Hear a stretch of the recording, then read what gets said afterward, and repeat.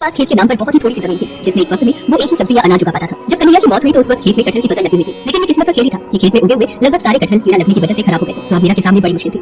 हे भगवान, सिर्फ ये एक कटहल ही थोड़ा बहुत ठीक दिख रहा है, पूरी की पूरी फसल खराब हो गई। अब क्या होगा? मीरा उदास मन से उस कटहल को लेकर घर पहुंची। उसके मन में यही उद्वेग थी कि वो अब खेत में क्या बोएगी और बीज खरीदने के लिए उसके पास पैसे कहां से आएंगे। इसी बीच उसकी नजर अपने पूजा घर पर पड़ी, जहां माता रानी के सामने भोग का बर्तन बिल्कुल खाली था। हे माता रानी, ये मुझसे कैसा पाप हो गया? जल्दी खेत जाने के चक्कर में माता रानी को भोग लगाने भूल गई। माफ करना मां, मैं अभी भोग के लिए कुछ बना कर लाती हूं। मीरा फौरन रसोई में गई, लेकिन राशन के सारे डिब्बे पूरी तरह से खाली हो चुके थे। कन्हैया के जाने के बाद से ही हालात खराब होते चले गए। घर का सारा राशन खत्म हो चुका था, तो अब ना तो मीरा और उसके बच्चों के लिए कुछ खाने को था और ना ही माता रानी का भोग बनाने के लिए, सिवाय उस एक कटहल के जो मीरा अपने खेत से लेकर आई थी। हे माता रानी, मुझे भागन को माफ करना, सिवाय इस एक कटहल के मेरे पास और कुछ भी नहीं है जिससे मैं आपको भोग लगा सकूं। मुझ पर इन पर दया करो मां और इस भोग को स्वीकार करो। मीरा ने रोते हुए उस कटहल को माता रानी के सामने रख दिया और फिर पूरी श्रद्धा के साथ माता रानी की पूजा की। दोनों बच्चे भी उसके साथ माता रानी के सामने हाथ जोड़े बैठे रहे, फिर माता रानी की आरती के बाद। माँ, अब तो आरती हो गई ना, मुझे माता रानी का प्रसाद दो जल्दी से, बहुत भूख लगी है, सुबह से कुछ भी नहीं खाया।